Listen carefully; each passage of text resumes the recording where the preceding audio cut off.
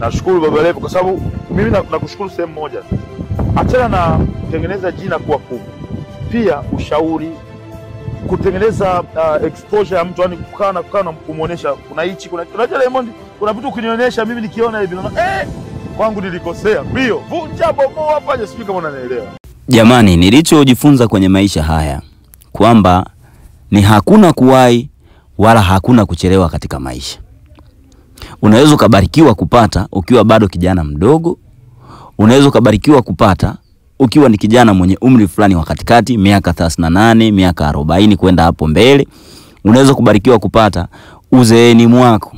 Kwa hiyo ni vile ambavyo Mungu yeye amekupangia baraka zake. Nimesema hii baada ya kuona ujenzi wa nyumba ya Baba Levo ilipofikia baada ya Diamond Platnumz kuitembelea hiyo nyumba. Kusema ukweli ni kwamba tunatakiwa tumpongeze Baba Levo kwa sababu jinsi ambavyo mjengo wa Baba Levo unaonekana ni kwamba hakuna msanii yoyote mpaka sasa ambaye amejenga nyumba ya aina hiyo. Kwa sababu unapata picha itakapokuwa imekamilika kabisa. Ni hakuna nyumba ambayo nafikia, kwa sababu ya Harmonize pia tuliiona. Lakini kwa nyumba ya Baba Levo jinsi ambavyo iko, hata ile ya Harmonize inapigwa chini kwa level ambayo hii nyumba ya Baba Levo imejengwa. Kwa hapa tunasubiri iishe. Tunaposema kwamba hakuna kuwahi wala kuchelewa ni kwamba Baba Levo amefanya muziki kwa muda mrefu sana. Hakuna ambaye alikuwa anamfahamu, ambaye alikuwa mfahamu Baba Levo. Anafanya muziki kapambana, lakini kumbe haikuwa destiny yake. Mwenyezi Mungu akasema destiny yako ni uchawa.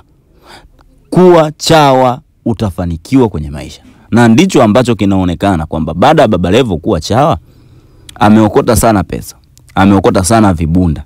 Tunamfahamu alikuwa chawa Shilole, katoka pale kapata umaarufu kajampu kwa Diamond. Kwa Diamond ndo bye bye tena, ndo basi tena. Huyo ndiye Baba Levo. You can see the house. Sasa cha kumsihi hapa Baba Levo ni kwamba anapaswa ama anatakiwa kupambana sana. Kwa sababu uchawa sina uhakika kwamba utadumu milele ama utalasti kwa muda mrefu sana.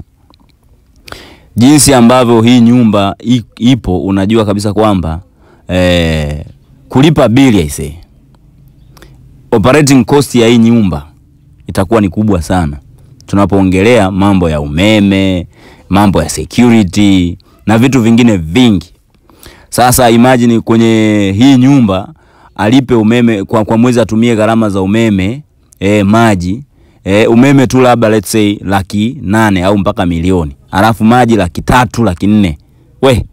Usisahau kusubscribe, kucomment, kulike na kushare.